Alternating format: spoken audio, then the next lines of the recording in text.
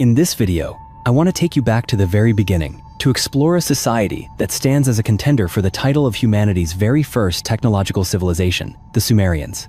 I want to show you how, across thousands of years, the Sumerians built a society that laid the foundation for everything that would come after. They invented writing, mathematics, the wheel, and constructed some of the largest cities the world had ever seen. I will explore what happened, what led to their eventual and catastrophic downfall. So fasten your seatbelt as we dive into today's story. But first, you'll have incredible luck if you like, and subscribe before this video ends. In the year 1625, an Italian nobleman named Pietro della Valle set out on a journey across the Middle East. Della Valle was no ordinary traveler. He was a remarkable explorer who had already set foot throughout Asia, North Africa, and even India. He had married a Christian Assyrian princess in Damascus, and now the two of them journeyed together, riding on horseback and camelback, always accompanied by local guides. At that time, traveling through this region was incredibly dangerous. The Ottoman and Persian empires were at war, each vying for control of Baghdad, while local bandit gangs took advantage of the chaos to rob travelers. In those days, even lions still roamed these hills. With so many dangers all around, Della Valle's guides remained constantly on edge, ever watchful for any threat. On the 18th of June, 1625, they spotted a group of tribesmen on the distant horizon. The guides, sensing potential danger, immediately began searching for a place to hide. From afar, they caught sight of the massive silhouettes of ancient ruins, as Della Valle would later recall in his memoirs. Della Valle's party stayed at these ruins for several nights, while the guides negotiated with the local chief to secure safe passage. During the day, under the harsh sun of Iraq, Della Valle spent his time wandering among those magnificent remnants. As their journey remained delayed, he took advantage of the mornings to examine the ruins of this ancient structure more closely. He was puzzled, unable to determine what this structure might have once been, but he noticed that it was built from exceptionally fine bricks, most of them stamped with strange, ancient-looking symbols. He observed that these bricks were not held together with mortar, but rather with bitumen or pitch. Della Valle found himself fascinated by the shards inscribed with script, scattered all across the ruined ground. Venturing deeper into the ruins, he carefully recorded several of the symbols he saw, repeated again and again on the stones and baked clay fragments. Among the markings he discovered during his brief time there, two particular shapes stood out for their frequent appearance. One resembled a pyramid, the other an 8-pointed star. Neither Della Valle nor his wife had any idea that they had just set foot upon the ruins of Ur, the city that was once the heart of one of humanity's earliest civilizations. This society was known as Sumer, the place where so many of the world's great achievements would first emerge and lay the foundation for the modern age. In the end, the negotiations with the local chieftain broke down, and Della Valle's guides no longer felt it was safe to camp among the ruins.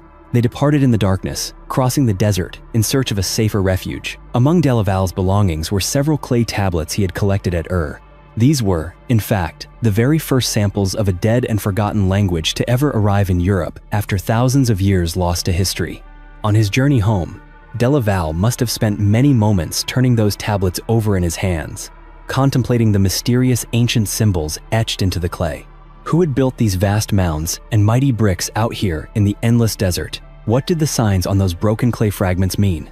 And if such a great city had truly existed, what force on earth could have caused it to collapse and vanish without a trace? In the southeastern highlands of Turkey, a chain of snow-capped limestone mountains rises more than 3,000 meters above the plains below. This is the Taurus Range. The mountains are so steep that rain clouds often struggle to pass over them. Instead, the clouds gather in the valleys, producing heavy annual rainfall. In the spring and summer, the warmer air only thickens the clouds, and fierce thunderstorms roar through the mountain passes, their echoes bouncing off the cliffs. The steep slopes of the Taurus Range are carved by water into streams and waterfalls, while underground rivers bore deep into the rock, forming some of the largest caves in all of Asia. The name Taurus comes from the Latin word for bull, and the reason is easy to see.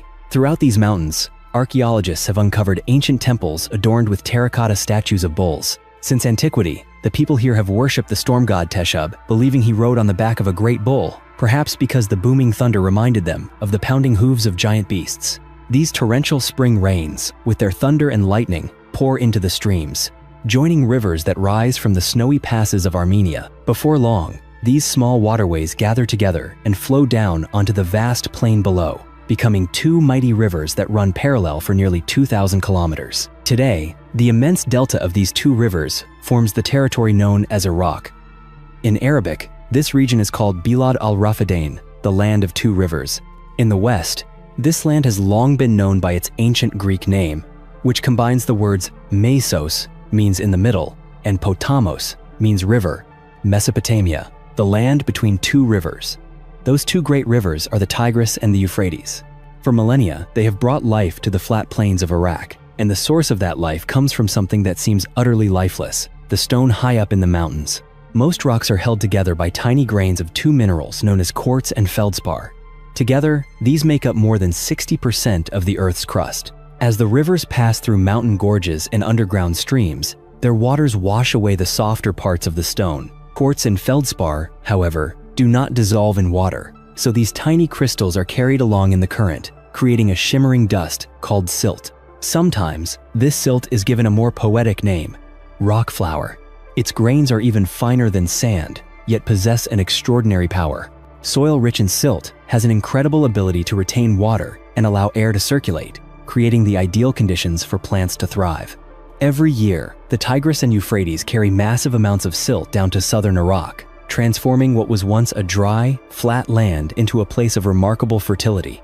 Throughout the history of this region, and indeed, throughout human history, these tiny particles of dust have played an outsized role. Beyond its fertile clay, the desert plain of southern Iraq has always been a harsh and forbidding place, perhaps the last place anyone would expect human civilization to first appear. While the seasonal floods from these rivers brought life to the land, the flooding here was wildly unpredictable. In Egypt, the Nile rises from Great Lakes in Africa and flows with dependable regularity, serving as nature's stabilizer. But with the Tigris and Euphrates, the water supply depended on rainfall in the mountains of Turkey, Armenia, and Kurdistan, and this could change dramatically from year to year. Years of drought might be followed by terrible floods. In winter, the entire plain could be buried under thick layers of mud. Southern Iraq was also extremely poor in natural resources. There was little more than silt and clay, no metal ores, and almost no stone for building. Because of all these challenges, it took a very long time for prehistoric people to set foot in this unforgiving land. In ancient times, early humans, such as Homo erectus, struggled to survive along the upper reaches of these rivers. Archaeologists have found stone axes and other tools here, some dating back nearly 500,000 years. But the lower stretches of the rivers in southern Iraq were not suitable for the hunter-gatherer way of life. Yet around 13,000 years ago, everything began to change. The first groups of hunter-gatherers started settling down in permanent villages. They noticed something curious. When they tossed the seeds of edible plants onto the ground, it wasn't long before those plants sprouted and grew. This was the seed of a great idea. They realized that if they buried seeds in the soil, watered them, and fertilized them, the plants would grow in abundance. These earliest farmers, once they found good land, naturally had no desire to leave. They began building houses nearby and storing food to last through the winter. They formed larger communities, sharing the work of the fields and protecting their grain stores from those who might try to steal them. They learned to use clay to make storage jars, but for a long time they remained in the mountains, where the rainfall was reliable. Starting around 6,500 BCE, these communities began to spread out.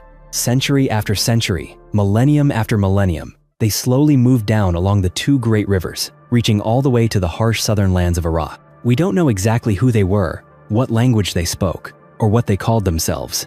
Today, we call that long era the Ubaid period, named after the first site where their remains were discovered.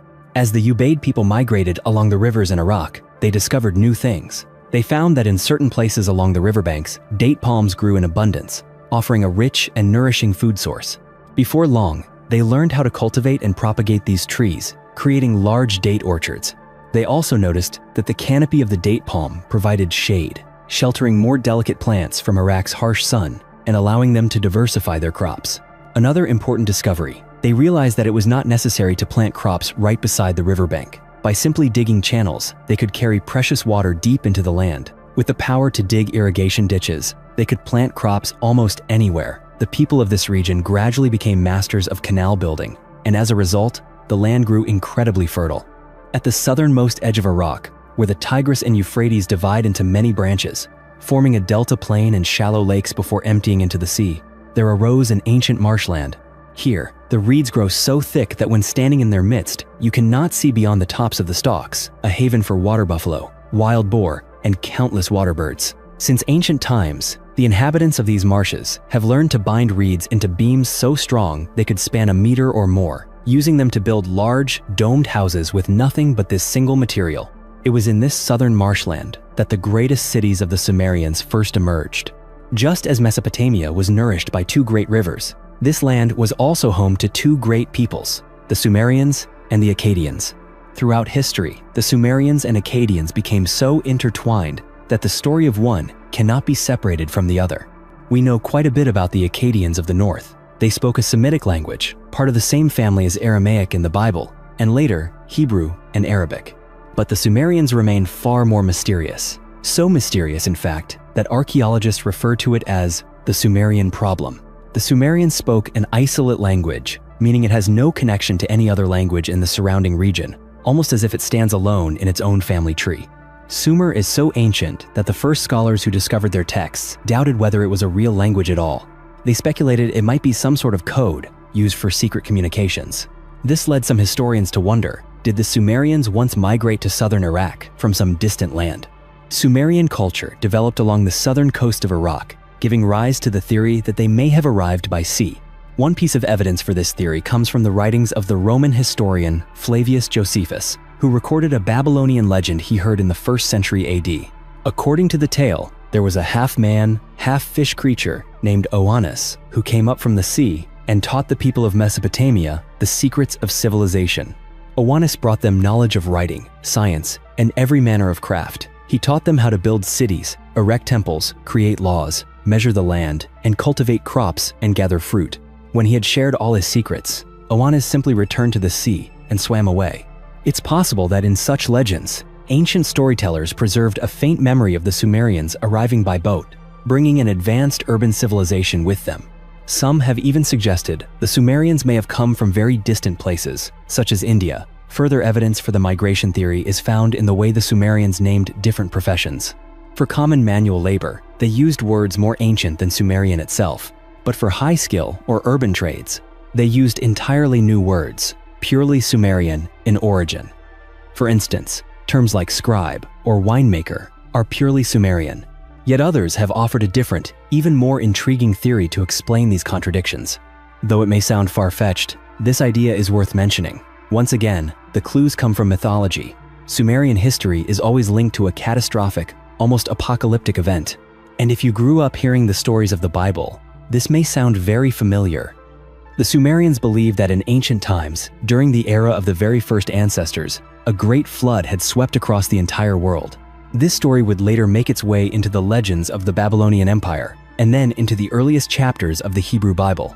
For that reason, the legend of the flood may well be the oldest story ever told, and it is within this myth that we may find clues to the origins of the Sumerian people. The tale of the Great Flood is especially powerful, so much so that countless historians, with varying degrees of confidence, have tried to identify some real event in history that might have inspired it. And indeed, history is not short on catastrophic floods. When the last ice age came to an end, around 10,000 BCE, global temperatures rose between 4 and 7 degrees Celsius over the course of roughly 5,000 years. Before this warming, enormous sheets of ice covered the northern half of the Earth, reaching as far south as what is now Berlin.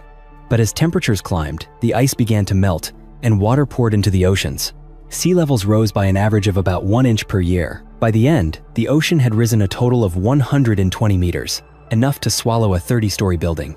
All around the world, the rising seas drowned coastal lands. The land bridge connecting Russia and Alaska vanished beneath the waves, severing Asia from the Americas forever. The lowlands of northern Europe, now the North Sea, were flooded, turning Britain into an island. In the Middle East, the impact was just as dramatic. When sea levels were lower during the Ice Age, the Tigris and Euphrates extended another 600 kilometers, joining into a single great river that wound its way through the low valley between what is now Iran and Saudi Arabia. This mighty river may have once emptied into the Indian Ocean, not far from modern Dubai. Some historians believe that people of the Neolithic era once lived in this fertile valley after coming down from the mountains of Iran. But then, the ice melted, and the sea poured in. Over the next 5,000 years, the coastline crept inland by 120 meters every year. That's more than a kilometer per decade, or about a meter every 3 days. If people lived in those lowlands, it must have been a terrifying catastrophe. In the centuries that followed, the advancing sea drove them northward. Their villages and forests swallowed one after another. They were forced to crowd together, constantly on the move, never able to settle in one place before the waves caught up again. It was a wandering, restless migration, a people forever chased by the sea. This great journey finally ended only when Earth's climate stabilized and the shoreline reached its farthest point, around 5000 BCE, the very same moment that Sumerian civilization burst onto the stage of history. This theory is further reinforced by the legend of Awanas, the mythical fishman. Could it be that the Sumerians didn't arrive by boat at all, but were actually people who once lived on land now submerged beneath the sea? Another legend, the myth of Enki and Ninhursag, tells of the god Enki creating humankind in a land called Dilmun. Much like the Garden of Eden, Dilmun was an earthly paradise. In Dilmun, the raven did not cry out in sorrow, the lion did not hunt for prey, the wolf did not stalk the young lamb, and wild dogs that prey on goats did not exist. It is believed that Dilmun was none other than present-day Bahrain, an island in the middle of the Persian Gulf, a place that in ancient times may have been a fertile river valley. All we have on this subject is speculation, and until new evidence emerges, these remain only theories. We may never know exactly where the Sumerians came from, but there is much that we do know. The Sumerians called themselves the black-headed people, and the Akkadians referred to them with the phrase Salmat, Kwakadi, which carried the same meaning in their language. From the carved reliefs depicting the Sumerians, we see that they wore their hair in curls on top of their heads and kept the sides cut short. Ordinary people wore sheepskin kilts, while the wealthy dressed in brightly colored wool, adorned with tassels and beads. Among the upper classes, both men and women wore jewelry made of copper and, at times, even gold. These two great peoples, the Akkadians, who spoke a Semitic language, and the Sumerians, created a symbiosis that lasted for centuries, their cultures evolving side by side like two mighty rivers. They shared achievements and progress, building cities that flourished and entered history together, but they also shared defeat. The result was that their destinies became forever intertwined. The Sumerians believed the world was a circular mass of land, surrounded on all sides by a vast sea. They imagined that above their heads was another great ocean, held back by the solid dome of the sky, which from time to time let drops fall down to earth as rain. They divided water into two types. Rainwater and river water were considered freshwater, while the sea was salt water. The Sumerians called their homeland the land of the noble lords. To refer to their settled societies, both Sumerian and Akkadian, they used the word kalam, which meant civilization, and the term kur for the mountain regions that surrounded the plain. In Sumerian, kur meant mountain, but it gradually took on the meaning of rebellious, barbaric, or wild. In those days, the world beyond their land must have appeared just like that. To the south and west lay the vast Arabian desert, stretching out like an endless sea of sand where nothing grew and only fierce nomadic tribes made their home. To the north were the Taurus Mountains of Turkey and Kurdistan, inhabited by tough highland peoples, while to the east stood the Zagros Range of Iran, the final frontier of their known world. Despite such a harsh landscape, the Sumerians flourished. Lacking stone for construction, they learned to make bricks from river mud. From clay, they crafted everything: pots, bowls, sickles, and writing tablets. With no wood, they harvested large amounts of reeds, bundling them together and weaving them into mats and building materials. The Sumerians invented or adopted the potter's wheel, the chariot wheel, the plowshare, and the sailboat. Their architecture featured complex domes. They knew how to cast metals like copper and, later, bronze. The Sumerians were also remarkable mathematicians. They developed an advanced system of measurement, mastered division and multiplication, calculated angles, and even wrote out the world's first multiplication tables on clay tablets. In fact, Sumerian mathematics is still with us today. They were the ones who divided time into minutes and seconds as we know them, because their number system was based on 60 instead of 10. That's why there are 60 minutes in an hour. The reason for using 60 as the mathematical base was actually very practical, rooted in the human body. If you look at your hand, each finger has 3 segments. The ancients would use their thumb to count these segments, reaching 12 before raising a finger on the other hand. When all 5 fingers were raised, they had counted to 60, and then would begin again. Added to this, a year had exactly 12 lunar cycles, which reinforced the Sumerian belief that this system was divinely ordained. Our modern use of 360 degrees to measure a circle is also a legacy of their system. Thanks to such ingenuity, Sumerian society grew slowly but steadily. They dug vast irrigation canals, expanded farmland along the two rivers, and transported goods by boat through the channels. They built dams to regulate water flow and control the spring floods. In fact, Sumerian had an entire vocabulary devoted to types of canals, reservoirs, dams, and water gates.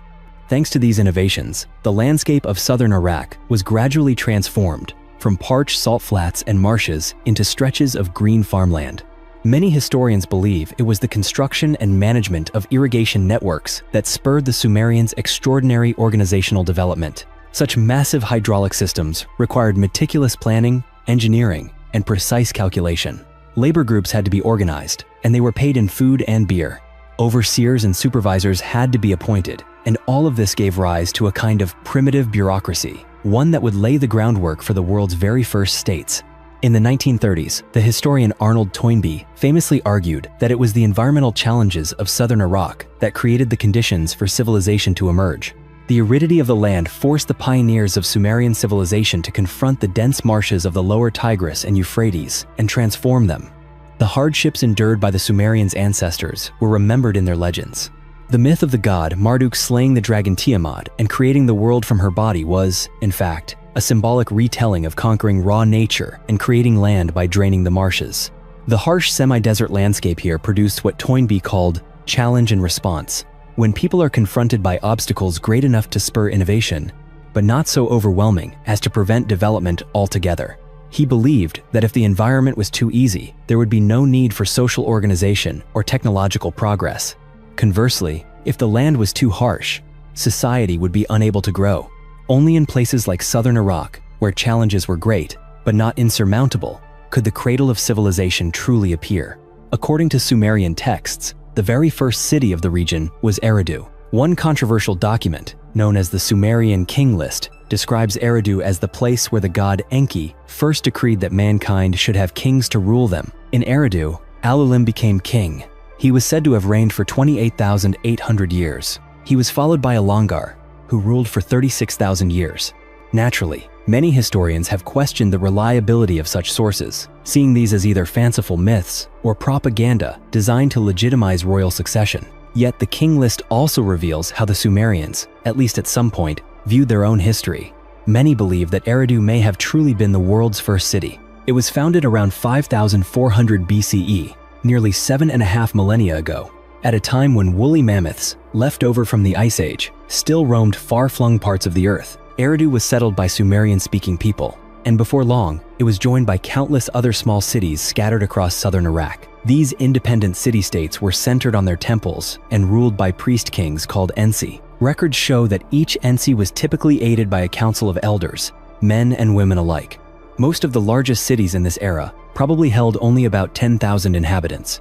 The boundaries of the city-states were marked by irrigation canals and by boundary stones, carved monoliths set upright in the earth to claim the land.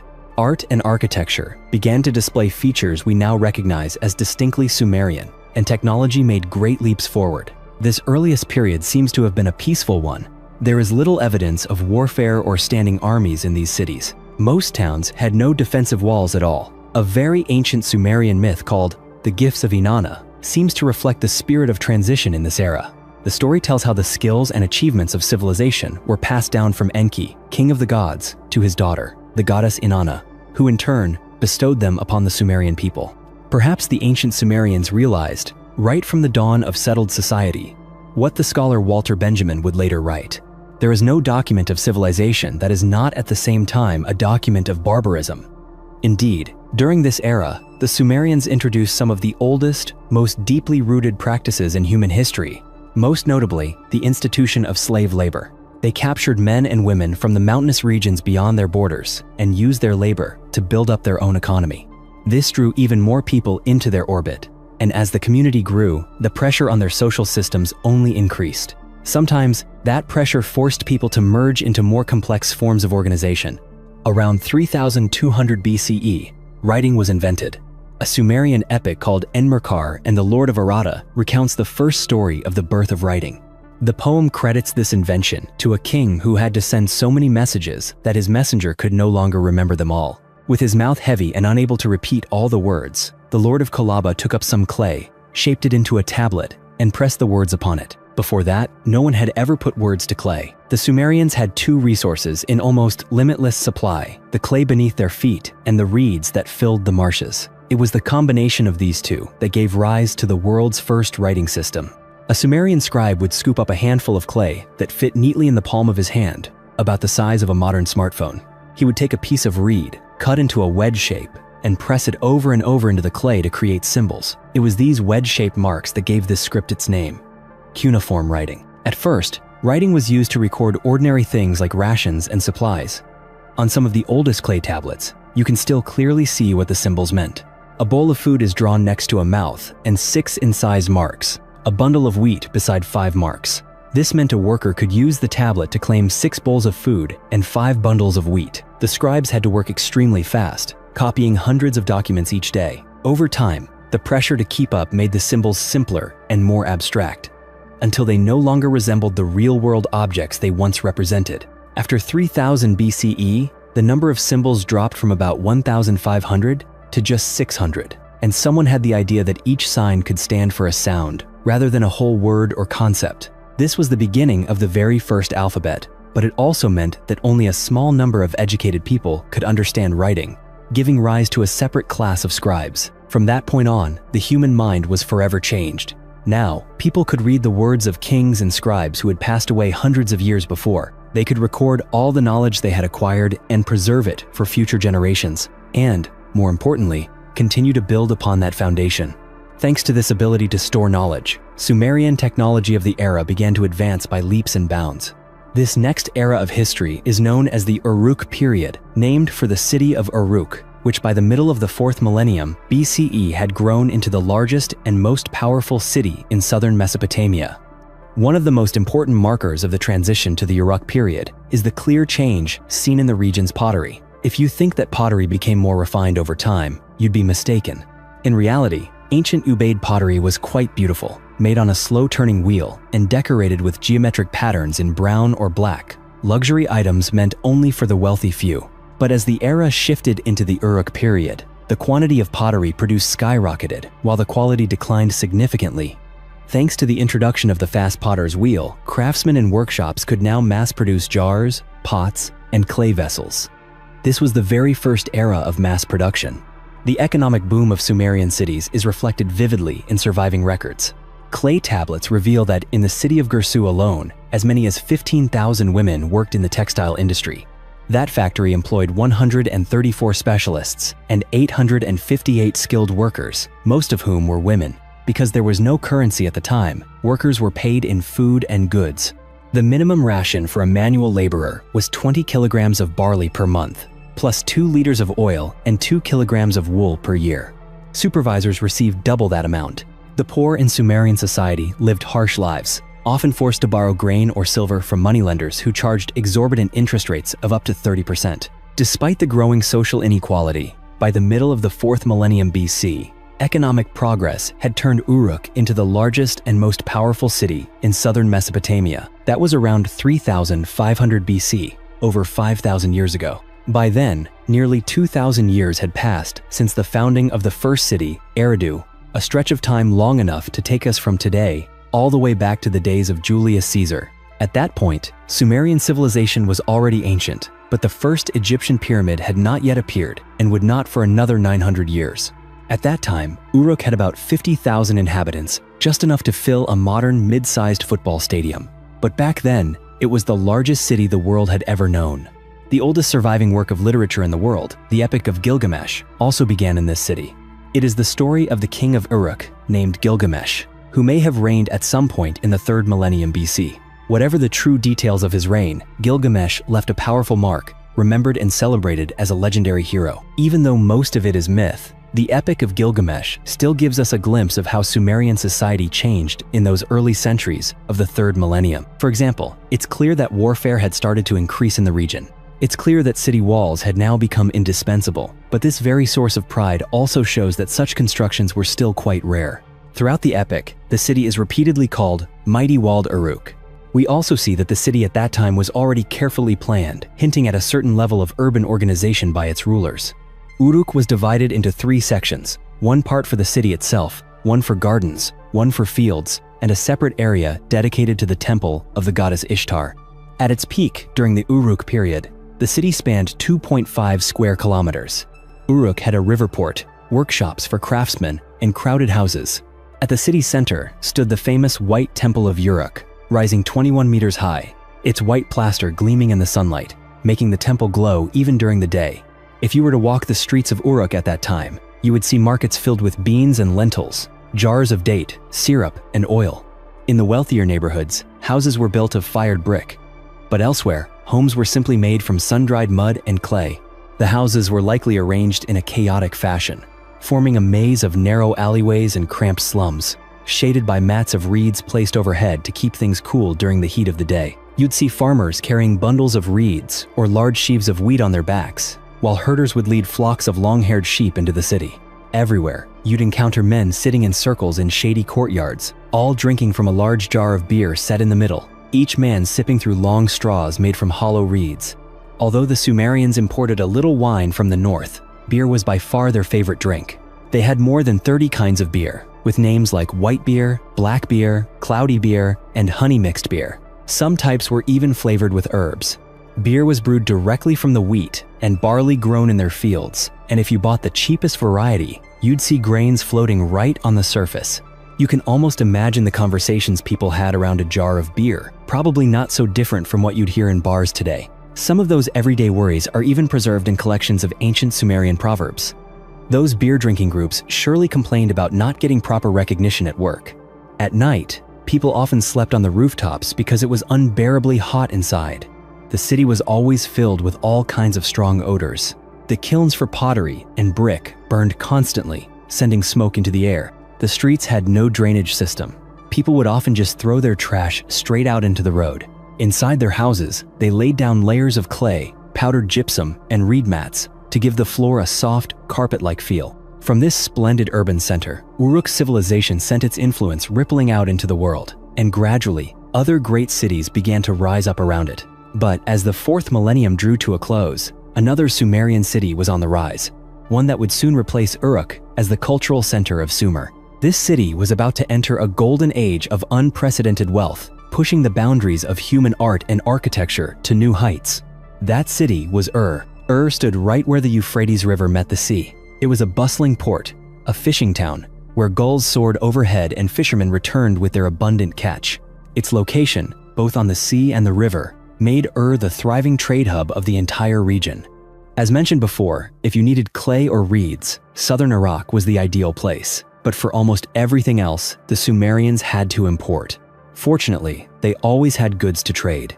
Unlike most other ancient Middle Eastern peoples, they produced a wide variety of food in great surplus. Archaeology has proven that, thanks to advanced farming techniques, the ancient Mesopotamians enjoyed a richer and more varied diet than their neighbors in Turkey or Iran. Researchers have even discovered ancient Sumerian recipes on clay tablets. Here is how they prepared a dish called tuhu, a testament to their culinary diversity. Prepare water, add fat, salt, beer, onions, rocket, coriander, semolina, cumin, and beets. Put everything into the pot, crush leek and garlic, and add them in as well. Let it all blend and thicken, and finally sprinkle with coriander and carrots. Boats laden with wheat, grains, sun-dried reeds, and figs sailed up the river, bringing food to neighboring regions. In return, other resources poured in.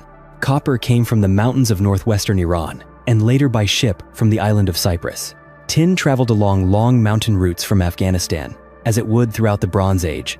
Silver was carried down the Euphrates from the Taurus Mountains of Turkey, while gold arrived overland from Egypt or by sea from India. Ordinary building timber was sourced from the Zagros Mountains in eastern Iran, but for the most elaborate constructions, magnificent city gates or royal palaces, only rare cedar wood would suffice. This prized material was transported by boat from Lebanon, where these trees grew high in the mountains. The Epic of Gilgamesh even recounts the king's journey to slay a monster in the Lebanese mountains to obtain this extraordinary wood. The ancient Sumerians traded in a way we would now truly call globalization. From their small stretch of coast along the Persian Gulf, their ships braved the waves to reach the trading ports of Bahrain and Oman, then sailed further along the coast to trade with one of the world's most mysterious cultures, the Indus Valley Civilization. From there, the Sumerians brought back spices, gemstones like carnelian, and the brilliant blue lapis lazuli that they cherished so deeply. They used it for jewelry, amulets, inlays on game boards and musical instruments, and for magnificent sculpted statues. All these goods flowed through Ur, turning it into one of the wealthiest cities of the ancient world. Artifacts excavated from the tombs of Ur's kings reveal not only the immense wealth of the ruling class, but also their masterful craftsmanship, a testament to the thriving community of artists here. One of the treasures discovered in the royal tombs of Ur offers a marvelous glimpse into the lives and customs of ancient Sumerians, an exquisitely decorated piece of furniture, inlaid with shell, red stone, and lapis lazuli. The images inlaid on its surface depict scenes of daily life in remarkable detail from about 4,600 years ago. Today, it is known as the Standard of Ur. On one side are Sumerians going to war, chariots pulled by donkeys, soldiers clad in leather cloaks, wearing helmets, and armed with spears and axes. The other side shows peaceful scenes, farmers and shepherds laboring below, while, above them, bald scribes sit at work. This was the height of urbanization in Sumer. By the end of the 3rd millennium BC, most of the region's population lived in cities, and within this urban world, Ur's economic power remained unrivaled. For many centuries to come, Ur's influence would wax and wane. At times, its kings would even claim the titles King of Ur and King of Kish, a nearby city. This suggests that Ur may have conquered and placed some neighbors under its control. But by the middle of the 3rd millennium, Ur's influence appears to have faded. A new era of militarization had begun, as commercial and diplomatic power alone were no longer enough. The city of Lagash rose to prominence in this increasingly violent age. Lagash was a city built on the slave trade, growing wealthy by raiding mountain villages and capturing people to sell across the region. Around 2500 BC, Lagash clashed with its neighbor Umma, fighting over a strip of fertile riverbank farmland, an argument that soon erupted into war. A carved stone monument from that time, known as the Stele of the Vultures, has preserved something of the spirit of the age. At the top of the stele is a familiar image, the king of Lagash, named Eonatum, leading his army into battle. They wore leather helmets and reed skirts, their shoulders bearing spears, spearheads possibly tipped with copper or bronze, glinting red in the sunlight as they marched. The king sat up front on an ancient chariot, wrapped in an animal pelt, with spears and a bundle of javelins at his side. When the two sides met in battle, the stele shows King Eonatum dismounting to lead his troops into the fight. Their formation was a tight phalanx, with large shields held in front and rows of short spears bristling outward like a hedgehog's spines. The fighting was brutal. Eonatum was struck in the eye by an arrow, yet survived to witness victory. As the men of Umma fled across the bloody battlefield, the stele depicts Lagash soldiers cutting down their enemies and trampling over the bodies of the fallen. There is something in this relief that marks a shift in the Sumerian spirit of war, a kind of ruthless satisfaction in the suffering of their foes. This is most vividly captured in the scene that gives the stele its name. Vultures circling in the sky, their beaks clutching the skulls of Umma soldiers, gouging out eyes and picking at tongues. The stele clearly portrays a massacre carried out by the city of Lagash, and it does so with a kind of savage pride. Thanks to military victories like this, slave-trading Lagash conquered much of southern Mesopotamia. Lagash established what some historians call the world's first true empire, but that power would not last long. In ancient times, just managing a single city was already incredibly difficult, and the Lagash Empire, despite its military successes, was quickly stretched beyond its ability to govern. More seriously, King Eonatum appears to have ruled through a campaign of terror. It's no surprise that his reign was hated, and rebellion soon broke out against him. As the resentful empire of Lagash fractured and collapsed, a ruler from one of its oppressed cities seized the moment. That was the king of Umma, the very city that had been humiliated and defeated by Lagash. It's unclear what exactly made Lugal-Zaggisi so successful, but he surely carried within him a burning desire for revenge against Lagash. Perhaps he had even fought in the battles where Eonatum slaughtered thousands of his own people. Lugal-Zaggisi rose up against Lagash, swiftly overthrowing the kings who still remained loyal to the empire in the cities of Kish and Larsa. He then marched on mighty Ur, and after that, the fortified stronghold of Uruk. Both cities soon fell, and Lugal-Zaggisi moved his capital to Uruk. At last, he marched against Lagash itself, the heart of the empire, and here, the fire of vengeance in him blazed fiercely. Lagash did not hold out for long. Lugal-Zaggisi broke through the city walls, plundered, and burned the city to the ground. Even by the harsh standards of the age, this was a shocking act. After destroying Lagash, Lugal-Zagesi's momentum seemed unstoppable. He marched north along the two rivers, quickly seizing every territory Lagash had once ruled. One of his inscriptions even boasts that he conquered all lands from the Upper Sea to the Lower Sea, meaning from the Persian Gulf to the Mediterranean coast. The Sumerians had never been able to maintain distant colonies or control far-off territories for long. It's more likely that Lugal-Zagesi managed to launch successful coastal raids, sacking a few towns and bringing back spoils to Uruk. But this was the first time a Sumerian prince had dared to make such a claim. For them, the Upper Sea was the western edge of the world, and the idea of a king who conquered all the land between the two seas began to haunt the ambitions of every ruler who came after. But, like the kings of Lagash before him, Lugal-Zagesi made a fatal mistake. He overreached. The empire was simply too large. Before long, civil war and revolt broke out among the Sumerian city-states. In this chaos, another great people of Mesopotamia began to dream of domination. These were the Akkadians, until then merely junior partners in the civilization of southern Iraq. They soon found a leader to rally them against the Sumerian Empire.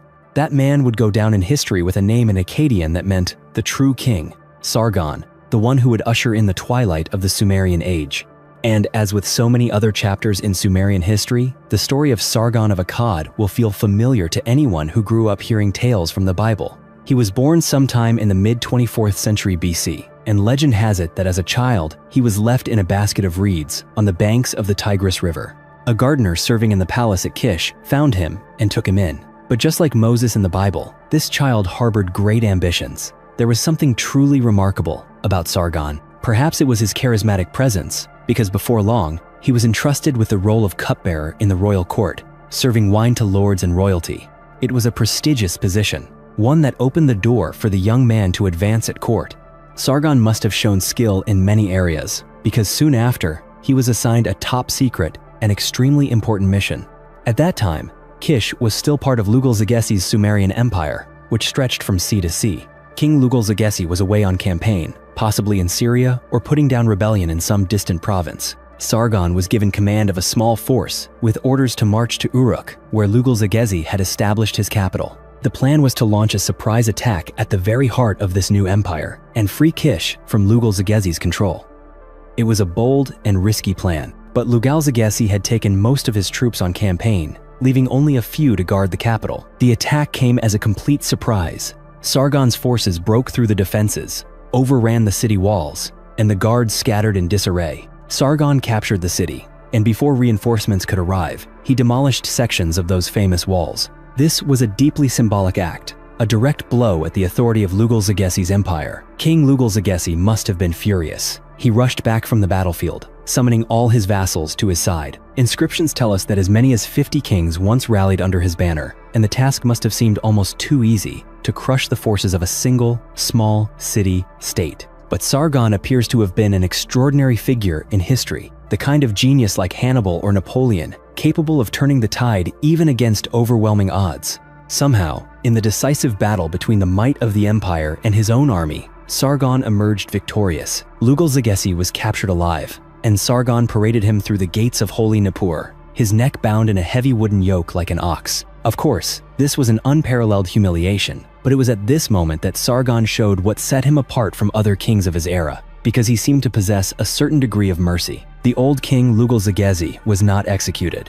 Remarkably, he was even allowed to continue ruling over Uruk, as long as he swore loyalty to Sargon the Great. Sargon founded a new city as the capital of his empire and named it Akkad. From there, he continued to conquer much of the territory that previous empires had once controlled. He bowed before the gods, and the gods granted him the lands to the north, reaching all the way to the cedar forests and the Silver Mountain. Sargon did not repeat the mistakes of those who came before him. For every city he conquered, he deliberately destroyed its walls, weakening its defenses and thus reducing the risk of rebellion. He also performed a ritual that symbolized his supreme power, washing his weapons in both bodies of water, the Persian Gulf and the Mediterranean Sea. But as the war subsided, Sargon's achievements continued to grow. He worked to centralize the administration of the empire, even reforming the entire system of dating official records. These reforms strengthened central authority and increased stability across the empire. In many ways, Sargon was a progressive and enlightened ruler, but he was also an Akkadian and could even be called a nationalist in the modern sense. Previously, the Sumerian language was the official tongue for royal inscriptions on palaces and temples. Under Sargon, however, Akkadian appeared for the first time in official records. The cuneiform script was adapted to suit the Akkadian language, and Sargon claimed a new royal title, King of Akkad.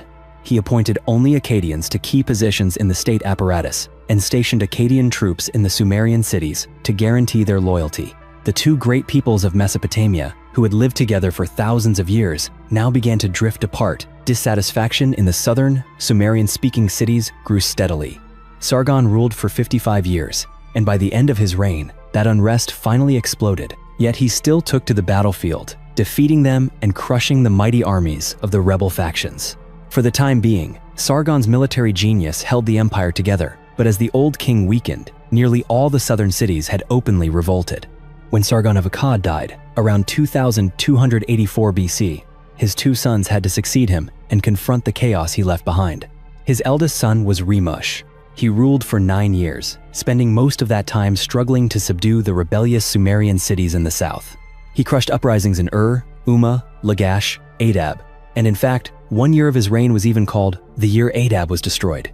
After Rimush's death, another son of Sargon, Menish-Tushu, ascended the throne. He seems to have relied on the kind of terror tactics that had once made the kings of Lagash so hated.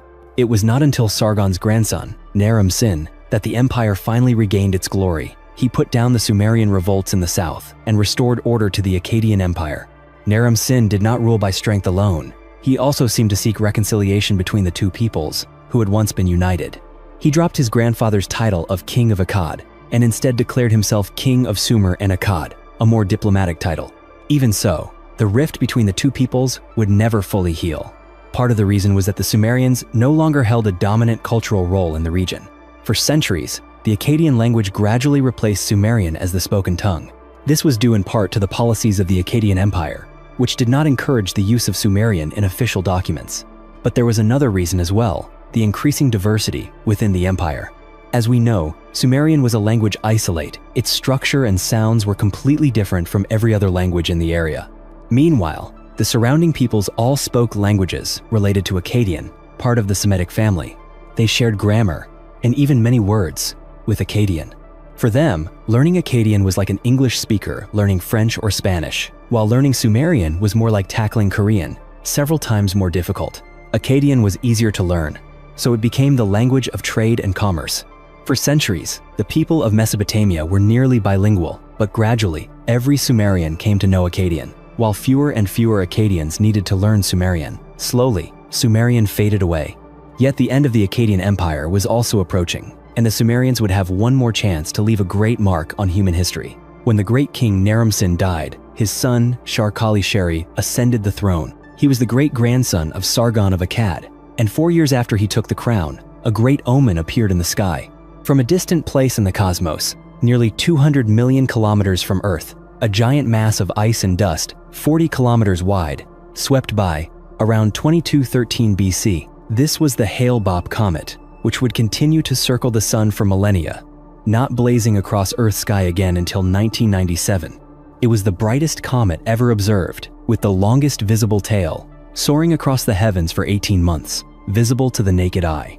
In 1997, the sight of the comet above San Diego, California drove 39 members of the Heaven's Gate cult to commit suicide by mixing vodka and phenobarbital, convinced their souls would be carried away by a spaceship hidden behind the comet's brilliant tail. We can only imagine the shock that such a comet must have produced in ancient times. Some looked up and saw a divine blessing smiling down upon Sumer and Akkad. Others saw it as a portent of doom. In the end, it was that second, more pessimistic group who were correct. During Shar-Kali-Sheri's reign, the world's climate underwent a mysterious and sudden transformation. This shift is now known by a strange name, the 4.2 kilo-year event. Some suspect it was connected to changes in North Atlantic sea ice, triggering a chain reaction in the global climate system, so delicate and interconnected. Whatever the cause, the consequences were enormous. Across much of the world, rainfall fell dramatically. Analysis of dust layers in Iraq and the Middle East shows that at this time, annual precipitation dropped sharply and the climate became brutally dry. This period of drought was not short-lived.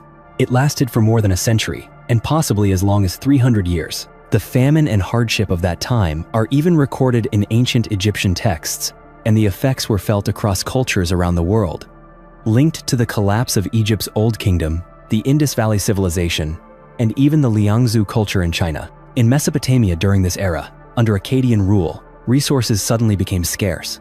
The age of agricultural surplus was over, and it was during this period that the first towns and cities in the arid north began to be abandoned.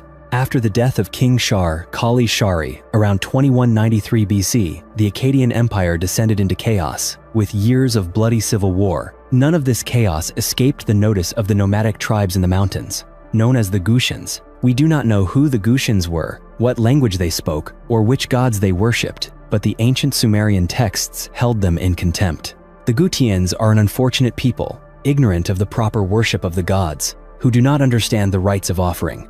For many years, the Gutians had raided the borders of the Akkadian Empire, burning villages and stealing livestock. For years, these mountain people watched as drought devastated the settled societies of the river valleys. They saw city dwellers fighting each other for ever-shrinking farmland, and at this moment of weakness, they chose to strike. The Gutians gathered their forces and marched down into the Sumerian plain, not merely to raid this time, but to conquer and claim the land for themselves. A unique piece of literature records the tragic events of those days. Written centuries later, it is known as the Curse of Akkad. In this account, the great god Enlil becomes enraged with the king of Akkad for his disrespect toward the gods, and so he summons the Gutians as a punishment. The mountain people are described as monstrous beings, half human and half beast, with a language that to the Sumerians sounded like nothing more than barking dogs. It's unclear how large the Gutian army actually was, but it was evidently enough to quickly overwhelm the exhausted Akkadian forces. It seems the Gutians used hit-and-run tactics, striking supply lines, burning everything in their path. Their attacks dealt heavy damage to the Akkadian economy, and a society already weakened by drought and war collapsed even faster. Not long afterward, the Gutians swept down into the city of Akkad and burned it to ashes. They destroyed Sargon city so thoroughly that, even today, no trace of its ruins has ever been found. The Gutians tried to establish their own dynasty and rule over Sumer, but for many reasons, they failed. In the end, as so many modern empires have learned, conquering a country is much easier than governing it. Cuneiform sources show that the Gutian administration paid little attention to maintaining agriculture, record-keeping, or social order. The Gutians were illiterate, and they struggled to manage an empire that, for thousands of years, had relied on the power of the written word. They simply turned the livestock loose to wander the fields at will. This policy only worsened the famine, causing grain prices to soar. With such neglect and lack of investment, the infrastructure of the country began to decay. Verses in the Curse of Akkad describe how roads grew deserted and wild grass overtook the footpaths along the canal banks, paths that had once served as towpaths for boats. The destruction of central Akkadian authority meant that many Sumerian city-states regained their independence. It appears the Gutians, weakened by their failed attempts at governance, could do little to stop this wave. The Gutians occupied southern Iraq for over 150 years, and this was truly a time of suffering. It was a miniature Dark Age, recorded only in crude, scattered cuneiform texts. But as resentment against their rule grew, uprisings spread across the land, and a Sumerian recognized the opportunity that this time of crisis presented. He was driven by the desire to restore Sumer under the rule of a native Sumerian king, and his name was Utu Hengel. We know very little about Utu Hengel's life. He was a Sumerian, and he may have served as governor of Uruk during the final years of Gutian rule. He must have witnessed the famine ravaging his people, while the arrogant Gutian kings turned a blind eye, using violence to suppress any opposition. At that time, a new Gutian king had just ascended the throne. His name was Tirigan, and he was typical of the Gutian rulers, uninterested in maintaining infrastructure, and even willing to destroy it as punishment for rebellious subjects. Tirigan had ruled for only 40 days and was still consolidating his power when Utu Hengel, governor of Uruk, decided to act. It's possible that he had been preparing this plan for years, even secretly sending envoys to the southern Sumerian cities, telling them to be ready to rise up once the new king took the throne. When the moment was right, Utu Hengel launched his rebellion. When Tirigan heard the news, he must have been furious. But it seems Tirigan was not a courageous king. He sent two generals, Ninazu and Nabi Enlil, to suppress the rebellion, while he himself stayed behind in his palace. Meanwhile, the rebel leader Utu Hengel rallied his forces and marched out to confront the two Gutian commanders on the battlefield. On the way to the decisive battle, he stopped at the temple of Ishkur to make offerings. He likely sacrificed a sheep or goat and sang ancient prayers in Sumerian before the god's altar. Then he set out to meet Tirigan's army. After leaving the temple of Ishkur, on the fourth day, he camped at Nasu on the Surungal Canal. He captured the envoys that Tirigan had sent down to Sumer, chaining their hands. Utu Hengel won a decisive victory, and once again, we see that King Tirigan of the Gutians was not a man of bravery. When he heard his generals had been captured, he fled north to the city of Dabrum. After centuries, the Sumerians had finally cast off both Gutian and Akkadian rule. For the first time since the age of Sargon, a Sumerian king once again ruled Sumer. Utu Hengel drove the Gutians back to their mountain caves, restoring kingship to Sumer. The successful revolt of Utu Hengel opened a new era known as the Third Dynasty of Ur, or the Neo-Sumerian Empire. Some scholars even call this time the Sumerian Renaissance. It was the final, glorious chapter of Sumerian civilization, but one whose achievements would leave an everlasting mark on human history. Although he brought the throne back to Sumer, the rebel king Utu Hengel did not reign for long. He died under strange circumstances after just 7 years. It seems he was swept away by a flood while inspecting a dam. If that sounds suspicious to you, you may be right. One of Utu Hengel's more ambitious governors, a man named Ur-Nammu, rose to power immediately afterward, and many historians believe he may have played a part in that dam incident, if, indeed, a dam was ever broken. But whatever means brought him to the throne, Ur-Nammu soon proved himself a remarkable ruler and outstanding administrator. He standardized copper weights for merchants at the markets, creating units of measurement that laid the foundation for the very first currency. He divided silver into units called mina, with each mina containing 60 shekels. Ur-Nammu also wrote down a code of laws that today is considered the oldest surviving law code, predating the famous Code of Hammurabi by 3 centuries. Beyond all these achievements, Ur-Nammu was also a great builder. He constructed public works at Nippur, Larsa, Kish, Adab, and Umma. He restored roads and canals after decades of neglect under the Gutians. But above all, Ur-Nammu loved building ziggurats. These were the iconic step towers, the pinnacle of Sumerian architecture. Each ziggurat rose in 3 levels, like a giant wedding cake, with staircases leading up to the summit. They were covered with white plaster. Priests who tended the ziggurat could plant trees and flowers on the terraces, and birds would nest high above. Under Ur-Nammu, it wasn't long before every Sumerian city had its own ziggurat, rising as the focal point of urban life.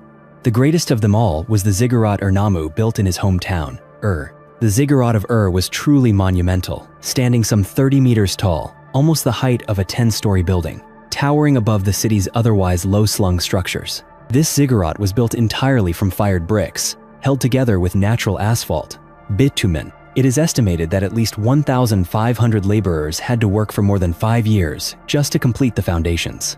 Farmers living as far as 20 kilometers away could see its massive silhouette rising above the horizon. To them, this construction was the ultimate symbol of Ur's power and the presence of the god who dwelled there. And yet, even as Sumerian civilization seemed to be flourishing again at the end of this era, their age was quietly slipping away, partly because of the very soil beneath their feet. All rivers carry a small amount of salt and minerals, but the Tigris and Euphrates contain more salt than most other rivers. When ancient farmers brought river water into their fields for irrigation, the intense sun would cause the water to evaporate, leaving behind streaks of salt on the ground. In places with regular rainfall, this salt would be washed away, but in the arid land of Iraq, the salt simply built up. Over time, this small amount of salt accumulated on the surface, gradually making it impossible for plants to grow. The records kept by Sumerian scribes paint a bleak picture. They carefully tracked crop yields year by year. From about 2350 BC, the documents show that harvests all across the region were steadily declining. One detail suggests that salt may have been to blame. While wheat, the main staple crop, decreased year after year, barley yields remained almost unchanged. Barley, as we know today, is remarkably salt-tolerant. Records from the city of Girsu show that around 3550 BC, wheat and barley yields were about equal. But after 1,000 years of irrigation, wheat made up only 1/6 of the total harvest. Just a few centuries later, by the 21st century BC, wheat accounted for less than 2% of the annual yield. All of this points to a dramatic increase in soil salinity. Sometimes you'll hear oversimplified stories about the salinization crisis in southern Iraq, portraying the Sumerians as greedy or ignorant, ruining their land out of a lack of knowledge. But that's not entirely fair. While they lacked modern science, they understood the need to let fields lie fallow for a few seasons to maintain fertility, and they actively adapted, switching almost entirely to barley, replacing wheat in the Sumerian diet. The Sumerians also developed drainage methods and techniques to slow the advance of salt. But even today, salinization remains a major challenge for Iraqi farmers despite all scientific and technical advances. Although people in ancient times did their best to fight the decline, the overall trend was slow but irreversible. The soil became poorer, Sumerian city populations kept rising, droughts grew longer, and the demand for agricultural products became ever more pressing. Eventually, a thick crust of salt would form on the land. Nothing could grow. Today, if you walk across some of Iraq's deserts, you'll find places where the ground crumbles beneath your feet, flaking away like old varnish. That is the salt that once choked the life from the soil and helped bring about the fall of Sumerian civilization. But Sumer's end would not come from the earth. It would come from the point of a spear. As the Sumerians struggled with barren barley harvests, it seemed that once again, outside forces were quick to sense the weakness of what had once been a mighty empire. After their failed imperial ambitions, the Gutians retreated to the mountains, returning to their nomadic ways. But they continued to threaten Sumer through raids on towns and livestock theft. Stopping these attacks was a top priority during the reign of King Ur-Nammu. He mobilized his army, marching into Gutian territory, determined to put an end to the threat once and for all. It's unclear whether Ur-Nammu fought a pitched battle or fell victim to a nomadic ambush, but the result was his death in the mountains. 4 more Sumerian kings followed after Ur-Nammu. Some, like King Shulgi, still achieved success on the battlefield and did everything possible to reform and strengthen the economy. Yet their rule was constantly threatened by dangers from the wild mountain regions, persistent drought, spreading salinization, and food shortages. More and more nomadic tribes survived only by raiding settled lands. By now, the Gutians were no longer the only threat on the borders of Sumer and Akkad. Another people, known as the Martu, became a special menace. The Martu were Semitic-speaking shepherds from the mountains of Syria and Lebanon. Clearly, during this period of drought and famine, the Martu's traditional way of life in Syria became unsustainable, and they began to migrate south, pushing into the fertile riverlands of Sumer. Despite a weakened state, the later Sumerian kings were determined to hold back the Martu. One king, Shusin, even ordered the construction of a nearly 300-kilometer-long wall connecting the Tigris and Euphrates rivers. This barrier became known as the Wall of Martu, or sometimes the Wall Facing the Highland. Exactly what this wall looked like remains a mystery, but it was probably a great earthen embankment, scattered with fortresses, and perhaps fronted by ditches fed from irrigation canals. It was more than twice the length of Rome's Hadrian's Wall, and in effect, it turned the rich plain between the rivers into a kind of fortress island. 3 sides bounded by rivers, the south by sea, and the north by the wall itself. It was, without a doubt, an engineering marvel and proves that even in their final years, the Sumerian state retained significant manpower and resources. But in the end, the wall proved useless. Like all walls, it only worked as long as there were enough troops to defend it. Before long, people realized that the wall was not a symbol of strength, but a desperate last measure of an empire in collapse. The last Sumerian king was named Ibisin, crowned in 2028 BC. Almost as soon as he wore the crown, the empire began to fall apart. In his first year, the city of Eshnunna in the east broke away from the empire, and by the 3rd year, Susa, a city of Elam in the Iranian lowlands, also rose up in successful revolt. The Elamites were an ambitious people who would later become major rivals of Assyria and Babylon. But at this point, they were just beginning to rise. Their emergence marked the final chapter for the Sumerian age. The Sumerian Empire, stretched to its limits, could no longer maintain its 300-kilometer Martu wall, and by Sin's 5th year, the barrier built by his father had fallen. The Martu poured through the lines, seizing the rich fields behind them. The consequences were immediate and devastating. A brutal food shortage erupted. In the 7th and 8th years of Sin's reign, the price of grain soared to 60 times its normal value. People starved in the streets. Famine raged through the capital at Ur, and it was clear by then that King Sin had begun to panic. In a desperate bid to save his people from starvation, Sin summoned a general and sent him north to the city of Isin to buy grain, willing to pay many times the usual price. That general's name was Ishbi-Era, and it was obvious he was not a man the king fully trusted. In another letter, the king even complained that Ishbi-Era was an Akkadian, not a Sumerian, implying doubts about his loyalty, but by that point, the king had no other choice. The Akkadian general Ishbi-Era urged the king to send a fleet of 600 boats upriver to transport grain and volunteered to stay behind in Isen to help defend the city against their enemies. Ishbi-Era must have known that the request for 600 boats was impossible, and in truth, he had no intention of returning to famine-stricken Ur. He remained in Isen with all the grain, and before long declared himself king there. This was just one of many stories that show how the Sumerian state was truly coming apart. Facing threats on all sides, King Ibisen frantically issued a flurry of last-ditch orders. He commanded the construction of fortresses in major cities like Ur and Nippur, but it was all in vain. In the end, the Sumerian Empire fell city by city until only the capital Ur was left, besieged on all sides by enemies.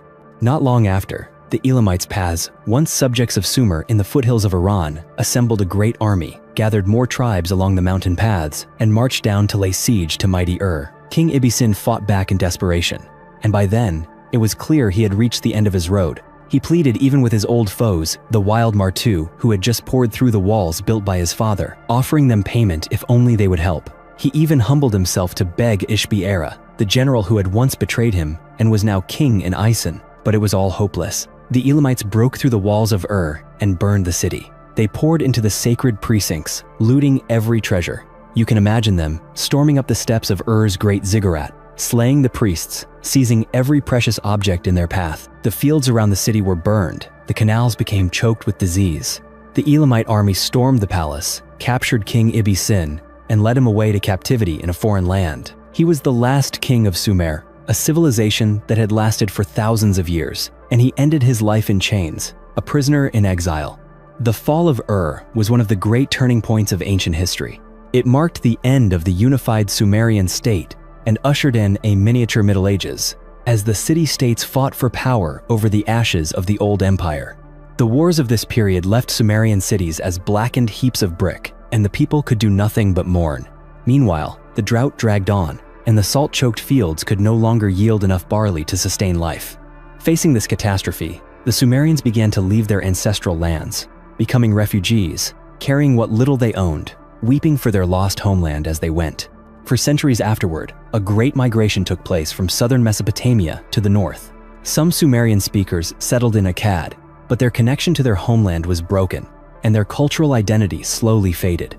They learned the Akkadian language of the north, leaving their mother tongue behind amid the ruins.